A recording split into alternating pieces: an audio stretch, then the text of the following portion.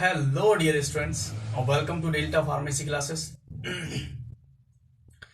तो आज हम पढ़ेंगे novel drug delivery system B pharm 7 semester के unit number 4 third unit number third का जो पहला टॉपिक है that is the transdermal drug delivery system. Transdermal drug delivery system के आज हम इस लेक्चर में इंट्रोडक्शन को समझेंगे। नेक्स्ट लेक्चर में हम पढ़ेंगे मैकेनिज्म एंड प्रॉपर्टीज के बारे में पढ़ेंगे एंड देखेंगे हम उनके टाइप्स के बारे में। इसमें हम देखेंगे कि हमारे ट्रांसडर्मल डिलीवरी सिस्टम होता क्या है, इसके एडवांटेजेस क्या है एंड डिसएडवांटेजेस क्या है। तो इंट्रोडक्शन को देखेंगे। ट्रांसडर्मल ड्रग डिलीवरी सिस्टम का जो इंट्रोडक्शन है, आपने पैचेस सुना होगा कहीं ना कहीं। जब आपने फार्मास्यूटिक्स के बारे में पढ़ा होगा तो आपने पैचेस सुना होगा। एक्चुअली पैचेस क्या होते हैं, वो ट्रांसडर्मल डिलीवरी सिस्टम का ही एक एग्जांपल होते हैं। पैचेस में क्या होती है, हमारी मेडिकामेंट होती है, उसको हम स्किन सरफेस पे यूज करते हैं, लगाते हैं और लगाने के बाद उसमें से जो ड्रग कंटेंट होता है वो स्लोली स्लोली हमारे स्किन के अंदर रिलीज होने लगता है और रिलीज होते होते वो कहाँ पहुंच जाता है, सिस्टमैटिक सर्कुलेशन में, यानी कि एक्शन मिलना स्टार्ट हो जाती है। तो वो हमारा क्या है, एक एग्जांपल है ट्रांसडर्मल ड्रग डिलीवरी सिस्टम का। तो आइए देखते हैं ट्रांसडर्मल डिलीवरी सिस्टम क्या होता है। A transdermal drug delivery system is a type of system in which the medicament is release on is applied on to the, मतलब मेडिकामेंट नहीं, उसकी जो डोज होती है, मतलब उसका जो पैचेस बना हुआ होता है ना, उस पैचेस को हम अप्लाई करते हैं स्किन पे, इन कॉन्टैक्ट में रखते हैं लंबे समय तक, ठीक है। And the medicament is slowly release from that patches and slowly absorb through the layer of the skin and get this absorbed into the systematic circulation and which is responsible for the pharmaceutical action, जो कि हमारी क्या है, pharmaceutical action के लिए responsible होती है। तो a method of delivering drug systematically, मतलब एक मेथड होता है इसमें हम डिलीवर करते हैं ड्रग को। यहाँ सिस्टमेटिकली का मतलब यहाँ ब्लड नहीं है, यहाँ सिस्टमेटिकली का मतलब होता है एक सिस्टम जिसमें हम यूनिफॉर्मली ड्रग को रिलीज कर रहे हैं एक कांस्टेंट रेट में, ठीक है। By applying a drug formulation, हम क्या कर रहे हैं, उस ड्रग एप्लीकेशन को, फॉर्मुलेशन को अप्लाई कर रहे हैं इन कॉन्टैक्ट, यानी कि स्किन के कॉन्टैक्ट में रख रहे हैं, on to the skin surface, skin की सरफेस पर, which allow to observe the drug systematically, जिसमें हमारा क्या होता है, जो अलाउ करता है एब्जॉर्ब ऑफ ड्रग सिस्टमेटिकली। यहाँ पर सिस्टमेटिकली का मतलब वो कॉन्स्टेंट है ना, कॉन्स्टेंटली क्या है, ड्रग एब्जॉर्ब हो रही है, ठीक है, ये यहाँ पर मतलब है। तो I hope you understand definition of transdermal delivery system. एक बार आपको फिर से बता दूं, तो ट्रांसडर्मल ड्रग डिलीवरी सिस्टम एक ऐसा सिस्टम है जिसके अंदर हमारी जो फॉर्मुलेशन है वो हमारी क्या है, जो स्किन सरफेस है उस पर रखी जाती है इन कॉन्टैक्ट, और उसकी जो ड्रग होती है, मेडिकामेंट होती है, वो रिलीज होती है स्लोली स्लोली। रिलीज होने के बाद वो आपकी जो स्किन की लेयर्स होती हैं उनमें क्या है, ये epidermis layer of epidermis layer है, उससे मान लो एब्जॉर्ब हो गई, ऑब्जर्व होने के बाद वो कहाँ पहुंच जाएगी, नीचे लेयर्स में पहुंच जाएगी। इसके बाद उसका क्या है, सिस्टमेटिकली जो है वो ब्लड सर्कुलेशन में जाकर के एब्जॉर्ब हो जाएगी और आपकी एक्शन मिलने लगेगी। दूसरा हम देखेंगे advantages of transdermal delivery system.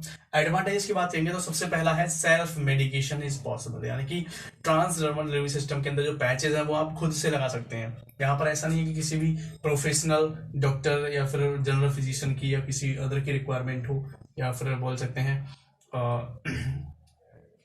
जो नर्सेज वगैरह होती हैं उनकी रिक्वायरमेंट नहीं होती है। आप आराम से अपने आप से पैचेस को यूज कर सकते हैं। दूसरा है रिड्यूस पेशेंट कॉम्प्लायंस। आपको पता है कि जब हम बार बार दवाई लेते हैं तो मरीज या जो पेशेंट होता है वो बार बार दवाई लेना नहीं चाहता है। यहाँ पर जो हम यूज कर रहे हैं वो लॉन्गर ड्यूरेशन, यानी कि 1 to 7 days। अगर आप एक बार पैच लगा लेंगे तो 7 दिन तक उसकी एक्शन मिलती रहेगी लंबे समय तक, तो हमें बार बार दवाई नहीं लेनी पड़ रही है। दूसरा बेनिफिट ये है।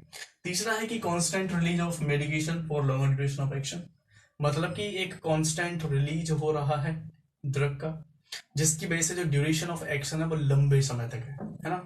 तो आपको बार बार मेडिकेशन की रिक्वायरमेंट नहीं हो रही है, जिसकी वजह से आपकी जो डोज की फ्रीक्वेंसी है वो भी क्या है, रिड्यूस है, डोज फ्रीक्वेंसी रिड्यूस हो जाती है।